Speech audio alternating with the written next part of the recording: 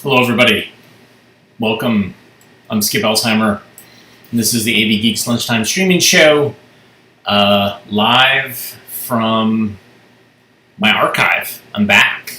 I'm kind of in a side room, what used to be the laundry room, and slowly kind of setting things up, moving a bunch of computers and equipment. I don't have the telecine here yet. I'll hope to move that later today and have it set up by Tuesday or Wednesday. But I have so much footage that I've not shown you that I've been digitizing and all that stuff. So we got a lot. But basically, this is I'll just kind of move around. In there, beyond that window, is a kitchen. There used to be a washer dryer here. There's a bookshelf filled with a variety of different types of media. There's a window. There's a lot more light in this room, and so working on some stuff, trying to get some stuff up and running. I might actually get a better microphone because I don't know how boomy this is, but my apologies to YouTube for not clicking go live. There's just this red button, and I click it, and sometimes I miss it. I don't see that it's not running until everybody's like, "Hey, it's not running. Hey, it's not running." So thank you for all the heads ups on that. There's a lot of cables and technology. So today is a fun day. It was kind of like the first day of school for me. I woke up very excited and like, "Oh, boy, I'm coming back. This is great. I have to pack a lunch and all that stuff." So thanks for joining me for that. So later in the broadcast, I will announce what won the toe tapping tournament, and also talk about what we have planned as far as competing with Found Footage Festival. In the meantime, here's a drug film. Verdict at 1:32.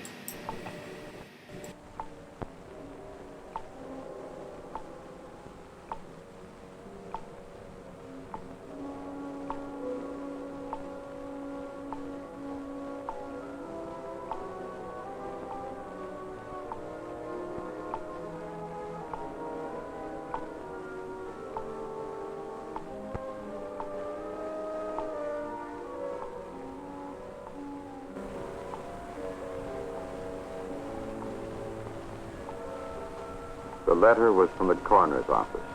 Standard procedure, matter of fact, and as always, slightly inhuman.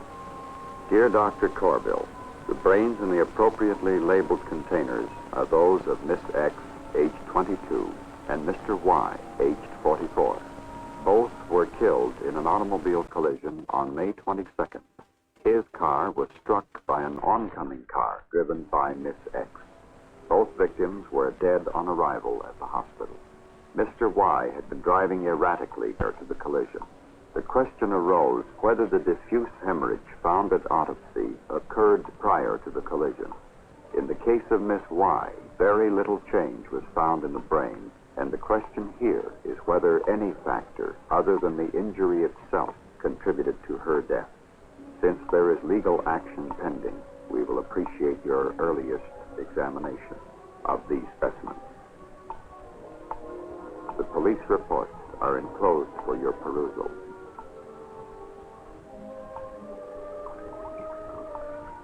The brain of a man, aged 44. According to the police report, this man, we will call him Darcy, entered Canyon Road from the west side at approximately 1:30 on the afternoon of May 22nd.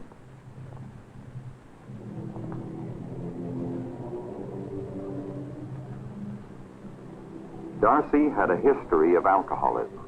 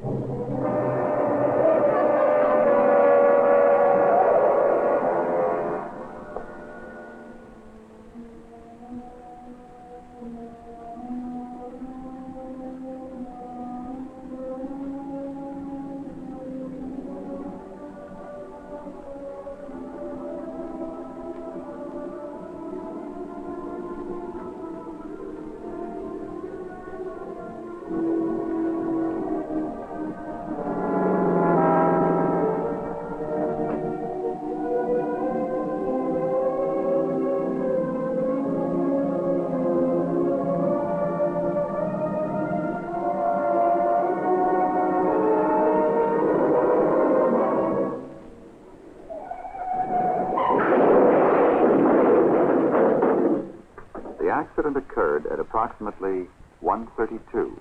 According to the police report, the comer was a Dr. McGuire. Dr. McGuire had been retained by the insurance company which was carrier for the dead girl. McGuire explained that he understood the man involved in the fatal collision had been an alcoholic. The insurance company would seek to prove that he was solely responsible for the accident. McGuire asked if he might witness the examination of the two brains. Dr. Corville is a recognized authority on neuropathology, the nervous system, the brain. The brain of a girl, age 22.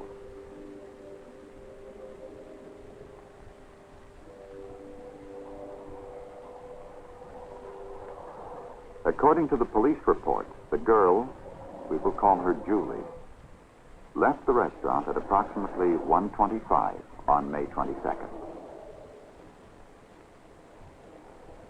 She had driven across Canyon Road to meet her fiancé for lunch. During this hour, she had 2 cocktails. Her fiancé had to leave early, so Julie finished lunch alone. The drive across Canyon Road to the aircraft plant where she worked as a secretary normally took her 15 minutes.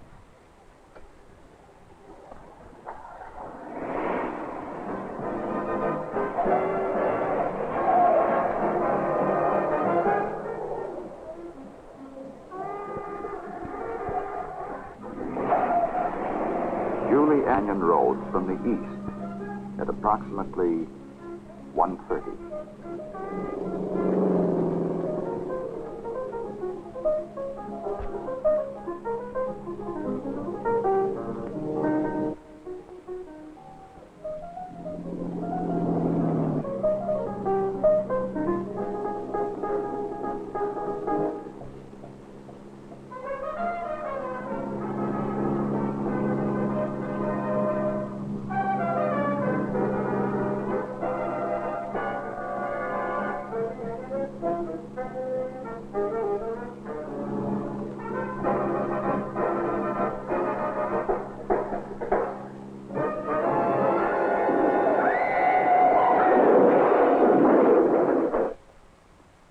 The police report states that Julie was dead when the ambulance arrived.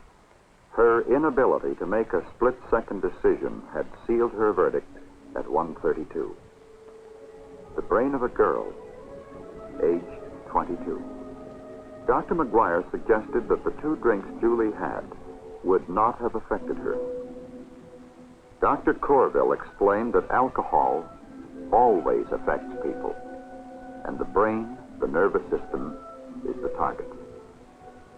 But the brain of a young person, such as Julie had been, would not yet show the ravages of alcoholic poisoning unless she had been drinking heavily over a long period of time. The brain appears to be generally normal. There is no hemorrhage, indicating no visible effect of injury, no thickening of the meninges, and no evidence of shrinkage of the brain tissues. Dr. McGuire listened, but obviously he had already made up his mind. The brain showed no evidence of alcohol, therefore she had not been affected. Dr. Corville reiterated his statement that alcohol always affects the brain. Only the degree of effect varies. Obviously, this young girl was not a heavy drinker. To see the devastating effects of alcoholic poisoning on the nervous system, no better example could be had than the brain of the dead man, Darcy.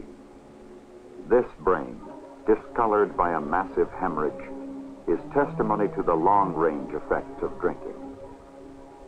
Dr. Corville noted that bleeding is more profuse in an alcoholic. The younger man regarded this as a further point in his client's favor. Darcy had been a drunk, an irresponsible menace on the highway. This is the human brain after 20 years of abuse. The brain was examined in detail, Changes in structure due to alcohol were apparent. The exterior of the brain showed the severe hemorrhage, but as the brain was cut into sections, it was noted that blood also came from the central cavities or ventricles. This indicated intracranial hemorrhage or bleeding inside the brain. It was pointed out that this bleeding occurred in all the sections observed. Dr. Corville noted that the frontal lobes of the brain contain the control centers for our intelligence, our memory, judgment, decisions, and inhibitions. These are the first to be affected by alcohol. The individual convolutions of this portion of the brain are shrunken, opening up the depressions between them. Note that these spaces here, separating the frontal and the temporal lobes, are greatly widened. The internal cavities of the brain, the lateral ventricles, are also enlarged.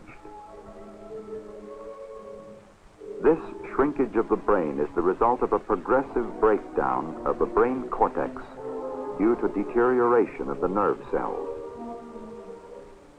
Dr. McGuire stuck to his theory that since the girl's brain showed no evidence of alcohol, and the man's did, it was logical to assume that she had not been affected by alcohol, and he had.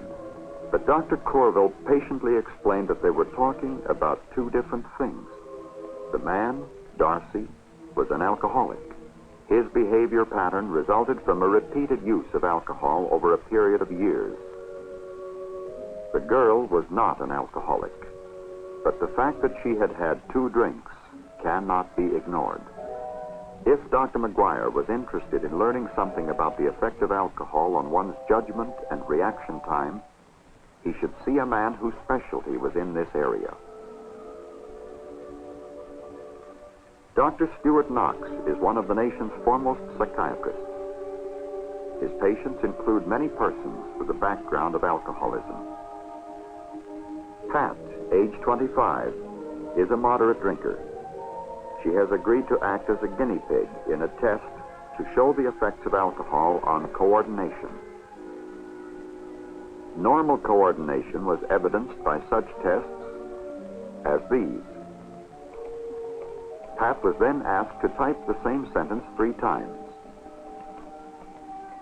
The sentence read, "Dear Sir, this is a test to determine the effects of alcohol on a person's coordination." Pat was given 1 drink containing 1 ounce of 100 proof alcohol. 30 minutes later, Pat was given a 2nd drink, the same amount as Julie had taken the day she was killed. The contraction of the eye, as seen by Dr. Knox, was now somewhat sluggish. This indicated that Pat would have trouble in judging the distance between objects in front of her and in the periphery of her vision. The same tests were now repeated.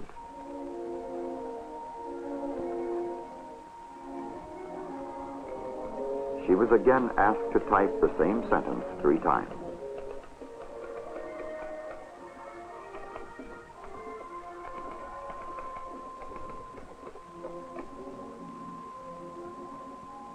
There were now 5 errors in the typing after the 2nd drink.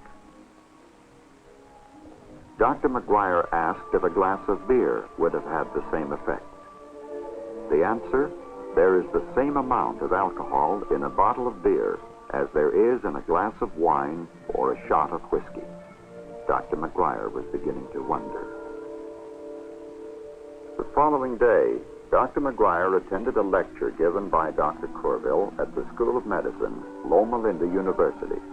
Because of his preeminence in the field of neurology, Dr. Corville's concern with the growing impact of alcoholism on society has helped to focus attention on the problem.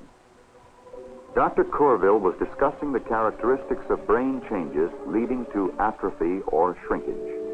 Such atrophy causes irreparable damage to the brain. This slide shows the cerebellum of a chronic alcoholic. These large cells show degeneration. Some are missing entirely. These are the cells which govern our sense of balance. Their deterioration leads to unsteadiness.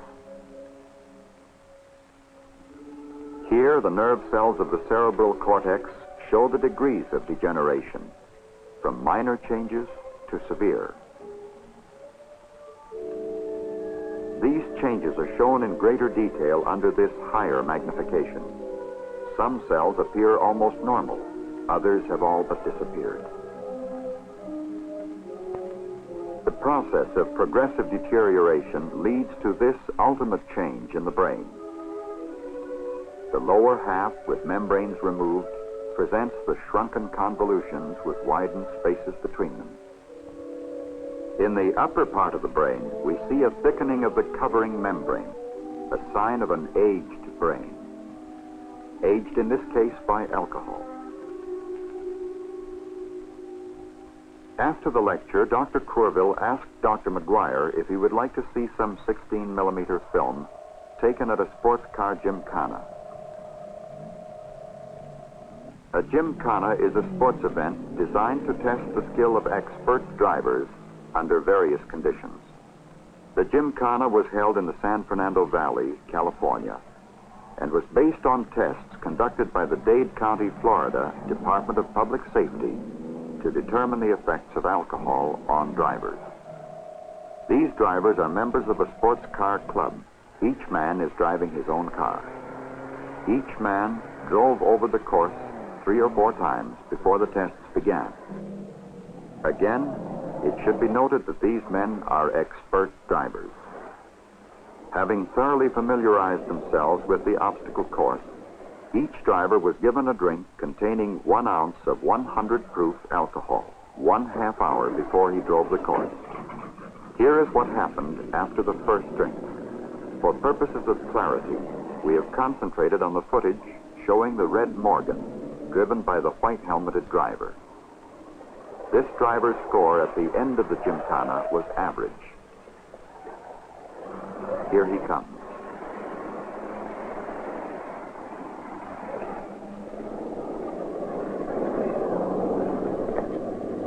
He knocked down only 1 pylon, but this slight error could be dangerous if it had occurred on a freeway or turnpike. At the conclusion of the first round, the drivers were given their second drink. After an interval of 1/2 hour, they continued the test.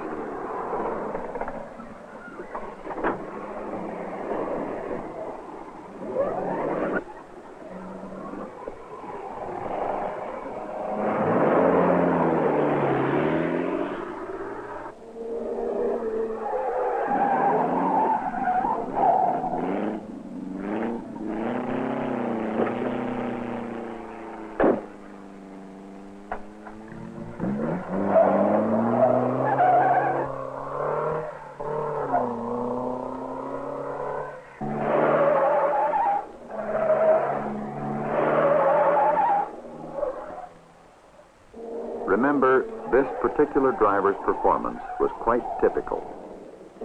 Some were better, and some were worse.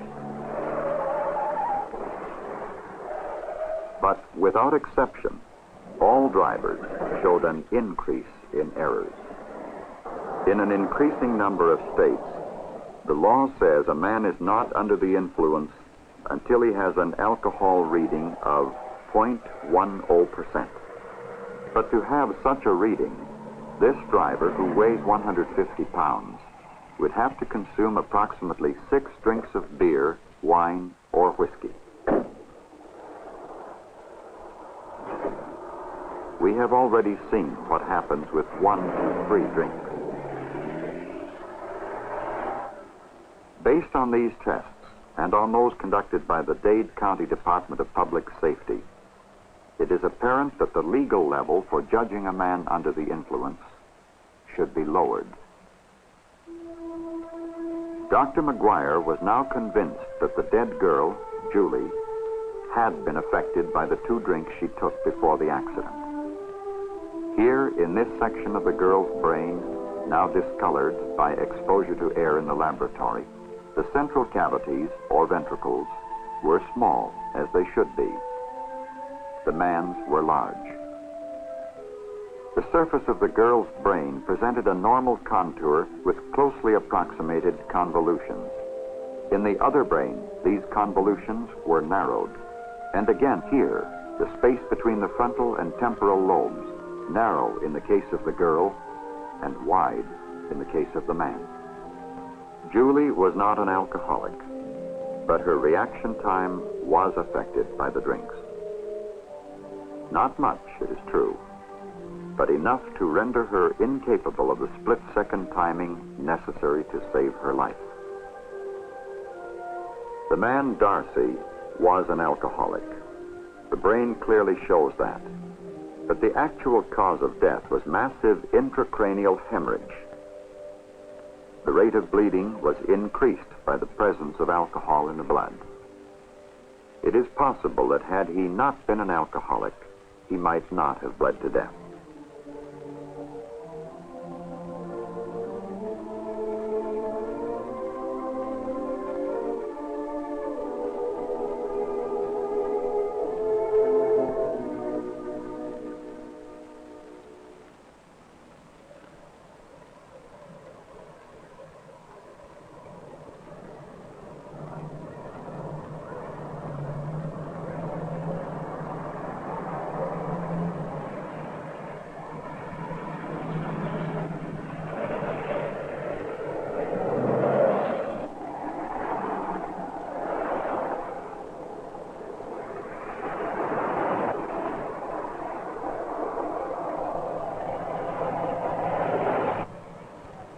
An age of split-second decision, judgment, and coordination.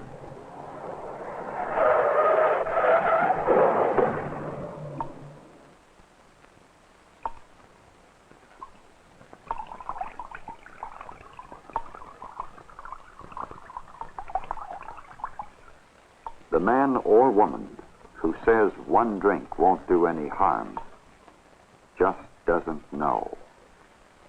These people didn't know.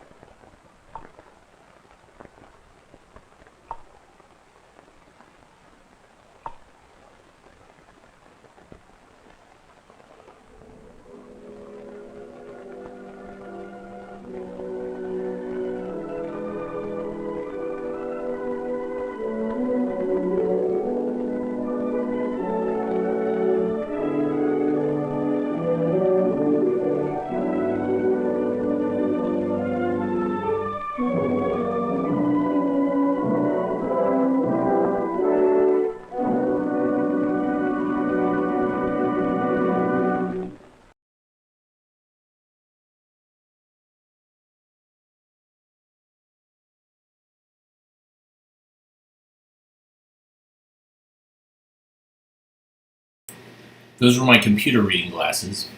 Yeah, everything feels new and different because I'm not in my space.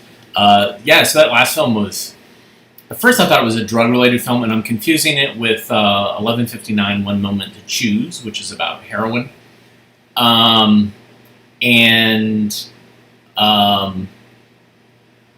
so this was Drinking and Driving by a temperance association. Plus, it had yet another let's watch people drive an obstacle course while they're drunk. So that's at least 3 or 4 that I have in different films. There's Alco Beat, there's 5 Drinking Drivers, and then there's another one that I have. So, pretty great. Okay, so what else do I got for you? Let's lighten it up a little bit with a Cornet film. Our good friends at Cornet. How to Find an Answer.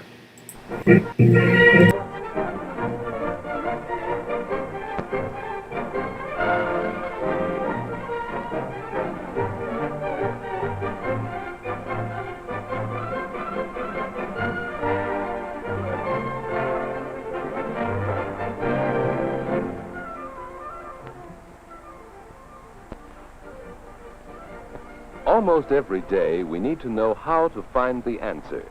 $10 a month for 12 months would be $120. Yeah, that can't be right. But where'd I make my mistake? Or did I miss something here?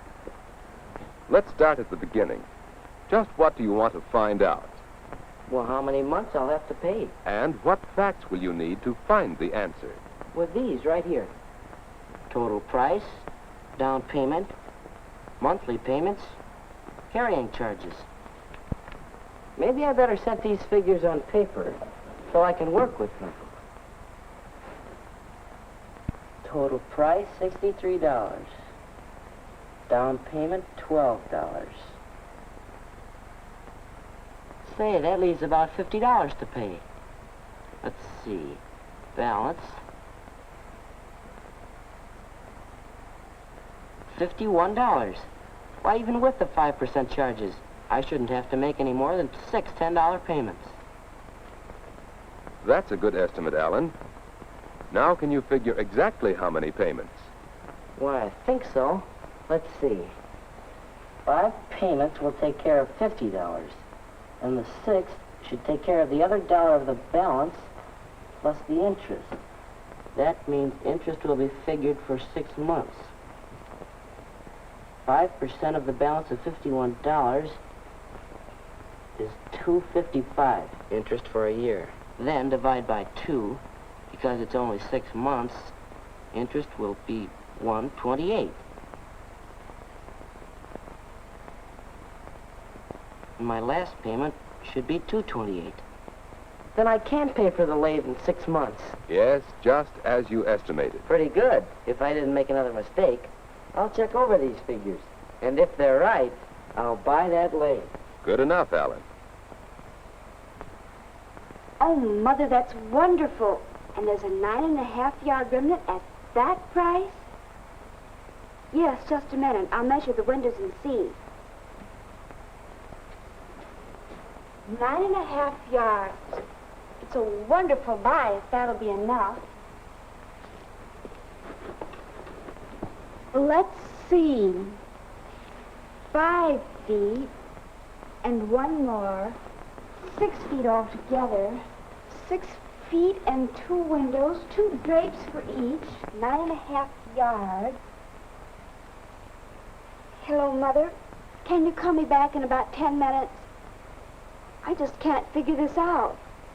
All right, goodbye. Oh, 9.5 yards. Sounds as if you have a problem, Bonnie. I sure do. It's about this remnant of material Mother's found. I can't figure out whether it'll be enough to make new drapes or not. And that's your problem. Yes, I think I have all the facts I need. The drapes should be 6 feet long. We'll need 4 of them. And the material is 9.5 yards long. I can't figure any further than that. Oh, don't give up. You do have all the information you need. But you've forgotten one thing. The relation between a foot and a yard. So, 4 drapes, 6 feet long, 24 feet of material needed. Oh, 9.5 yards. And we'll need 24 feet. Why, that's 8 yards. There'll even be enough to allow for hems. Better check it. I'll do that right now. How do we work out our problems? Well, let's take a look at one more person. Let's watch for the step-by-step procedure he uses. Oh, Harry, would you explain just what your problem is? Sure. You see, we want to put tile squares on this floor. I'm trying to find out how many boxes of tile to order. Now, to know that, I need to know the dimensions of this room, the size of the tiles, and how many come in each box. Well, I have the figures here. I measured the room. It's 14 feet by 9 feet. Then I got figures on the tiles from this catalog. Each box holds 48 tiles, and that's enough for 27 square feet of floor. The tiles are 9 inches square. Now that I have all the information I need, I want to make an estimate, make a guess at the final answer, like this. The room is 14 by 9 feet. Now, if it were Well, 14 by 10 feet, that would mean 140 square feet. A box of tiles will cover 27 square feet. Oh, say 30 to make figuring easy. And there's my estimate, about 5 boxes. That's just a rough estimate, of course. I could be wrong by as much as 1 or 2 boxes. But you know that your answer won't be as high as, say, 10 boxes. That's right. Well, you have to cut and fit these tiles, and there's some waste, so we can't figure exactly by square feet. We'll have to figure the number of tiles. You know, sometimes it helps to visualize a problem. Let's place a few and see how many we'll need. The tiles are 9 inches square. That's 3/4 of a foot. So for every 3 feet in the length of the floor, we'll need 4 tiles. 4 tiles in the first 3 feet, 4 more, and 4 more. 12 tiles. So we might say that the room is 12 tiles wide. Now for its length, we have 14 feet. 4 tiles for every 3 feet. No, that won't come out even. We'd better figure it out. 14 feet. And each tile is 3/4 of a foot. How many 3/4 are there in 14? Or in other words, 14 times 4/3 equals what?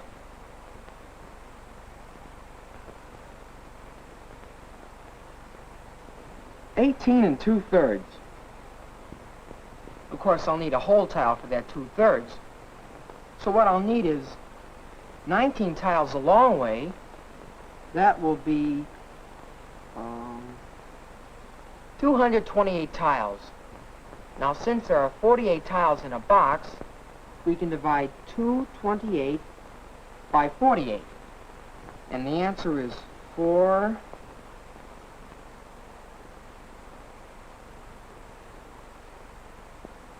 Nearly 5. So I'll have to buy 5 boxes of tiles, and I'll have a few tiles left over. That checks pretty well with my estimate, but it's a good thing I figured it out. So that's my answer, 5 boxes. Good enough, Harry. Now, let's review the exact steps to use in working out the problem once the problem is formulated. First, decide what data you need. Harry did that first of all. Second, obtain and organize the data. Harry obtained data by measuring the room and by checking a catalog. Third, estimate the result. Get an approximate answer to guide your work. Fourth, perform the needed operations. Add, subtract, multiply, divide, whatever is necessary to obtain an answer from your data. And finally, check your answer. Make sure it is correct. These are the steps Harry used. In a way, Alan and Bonnie used them too. Alan decided just what facts he needed. Then he got those facts and organized them so he could better understand how to interpret them. He made an estimate of the answer, carefully performed the operations, and checked his answer. Bonnie, too, decided what data she needed, and then obtained the facts by measuring.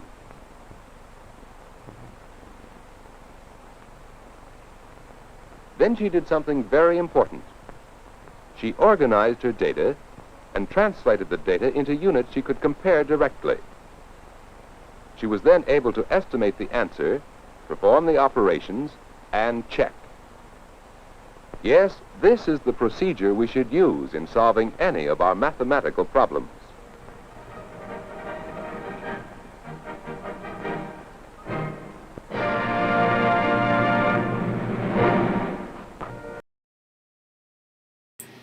Sorry, I'm eating an apple. I mean, it is the avgeeks lunch, right?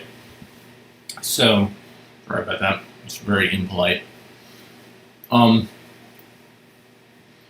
Anyhow, Wow, my hair is crazy. I'm going to have to get a haircut. So the reason I'm back in the archive is fully vaccinated and waited 2 weeks. And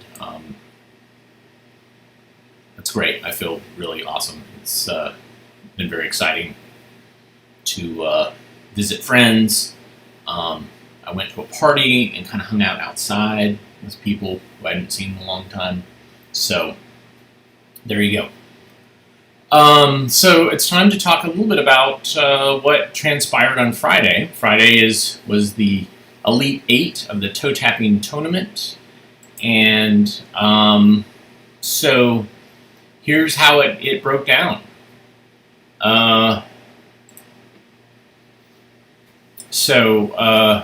Acid trounced. Drugs are like that. An ad for LSD, which is what that acid song sounds like, was enough to really beat it, in my mind. Lots of great comments from folks about that and how it was just like a rave, and people were very excited.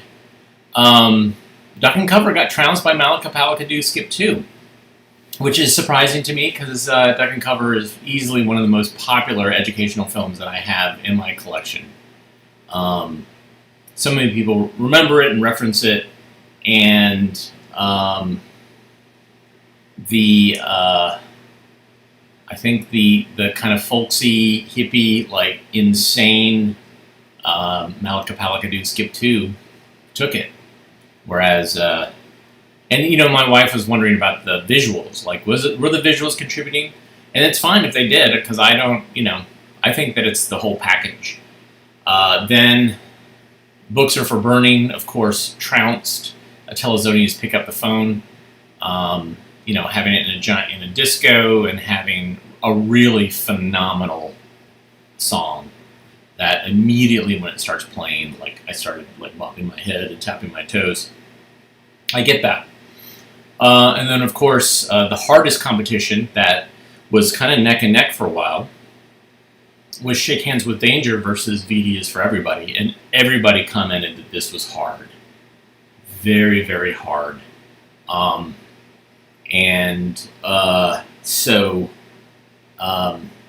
If we had planned out the brackets better, which we kind of didn't. My wife actually did a lot of it, and she did it based on duration, which was kind of a weird way to do it. But if we had planned it out, we could have put VDs for Everybody in a different bracket so that they both would have made the final four. But it's what happens. So if you read in the middle of the chart, you'll see that the Toe Tapping Intercontinental Belt Showdown has been announced.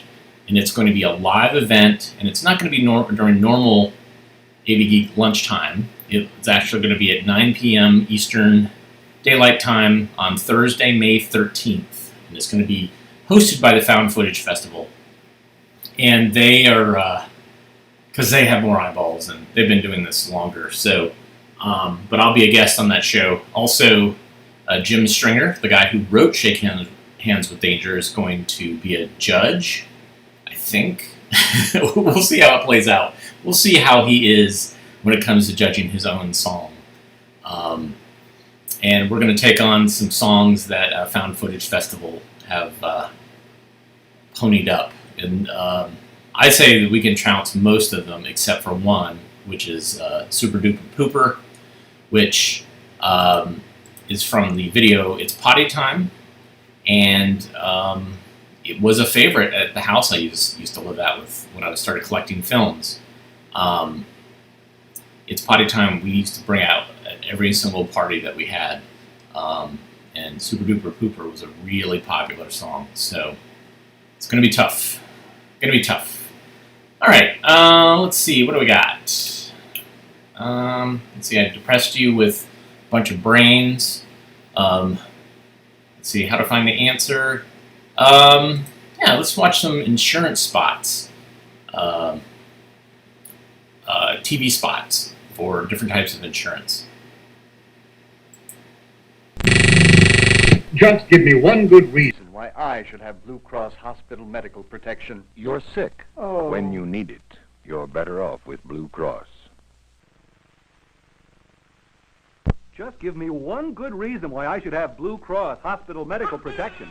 It's a boy. When you need it, you're better off with Blue Cross.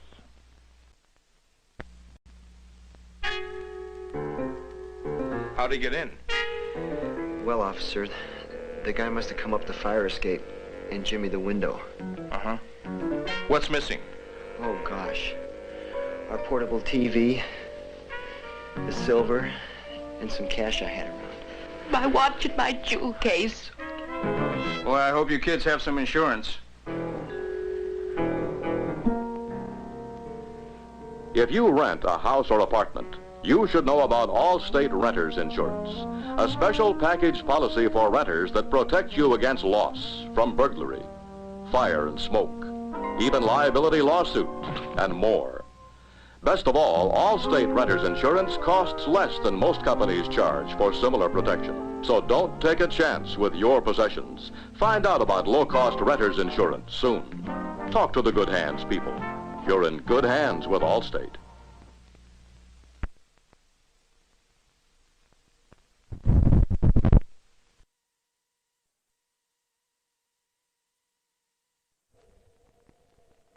The cost of buying a car isn't just the price on the window sticker.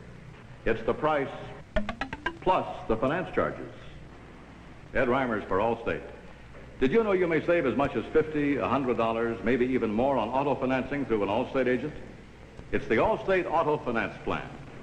So if you're about to buy a car, talk to the good hands people before you make a deal. You may save as much as $100 or more on the financing. You're in good hands with Allstate.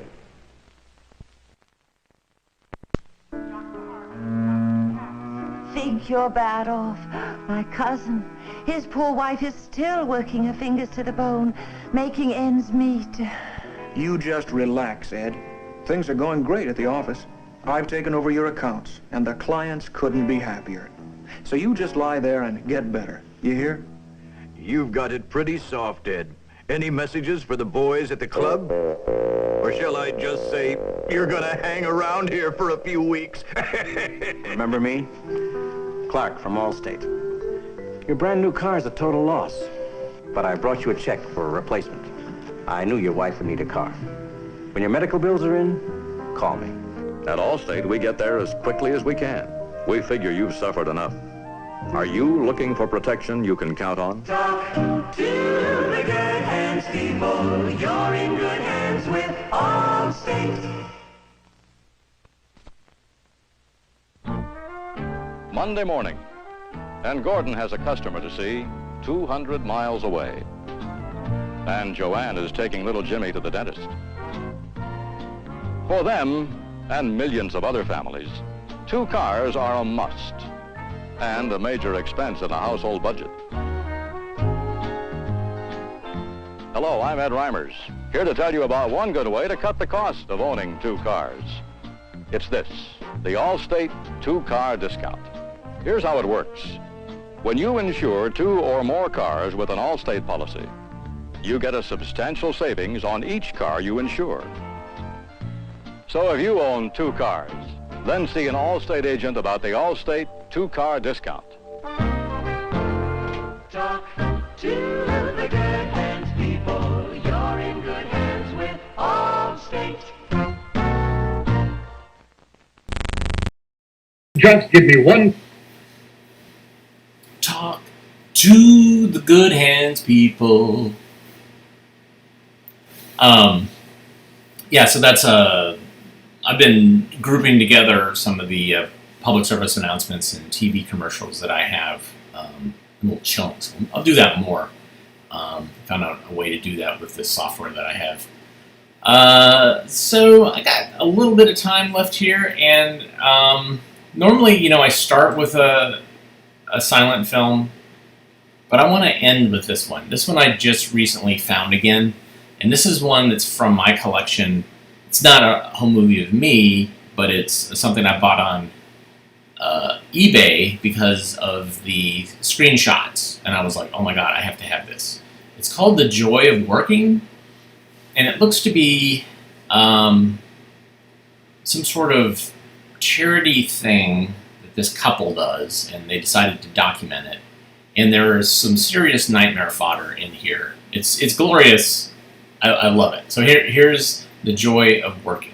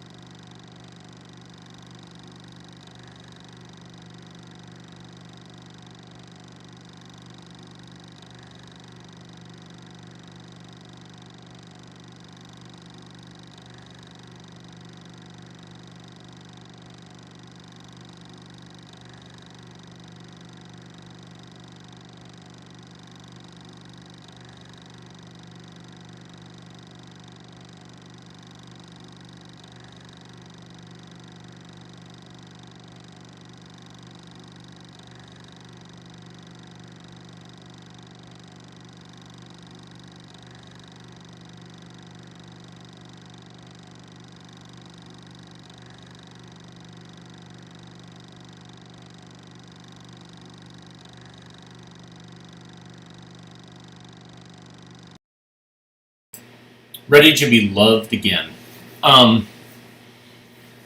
The images of all the dolls, that's what was posted on eBay, and I was like, oh my gosh, look at all those clowns, look at all those Santas, look at oh boy. So I had to purchase it. I can't remember how much I paid for it, but you know, it has some chilling imagery when taken out of context, but it is very quaint and sweet. You know, they're trying to rehabilitate dolls so that they'll give them to children at the children's hospital. It's very sweet, but ugh. And I'm sorry for all the triggering clown images, but maybe I'm not sorry. I don't know. Anyways, thanks for joining us today. This was exciting, and this is going to be where we're going to be.